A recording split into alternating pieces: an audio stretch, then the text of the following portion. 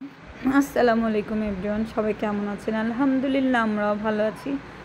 তো আমি একটা রেস্টুরেন্টে এসেছিলাম। তো শুধু আমি একা না, আমার ফ্যামিলির সবাই এসেছিলেন। তো এখানে কত সুন্দর সুন্দর আর মজার মজার খাবার আছে, তাই আপনাদের সাথে শেয়ার করবো। এখানে কি নেই, একদম চাউমিন থেকে শুরু করে fried rice, chicken fry, chilli chicken সব কিছু আছে।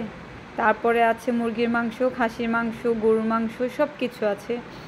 তো আমার খুবই ভালো লেগেছিলো। এগুলো সবগুলো আমি ট্রাই করিনি, কারণ সবগুলো ট্রাই করা সম্ভব না। এখানে অনেক অনেক রকমের খাবার ছিল।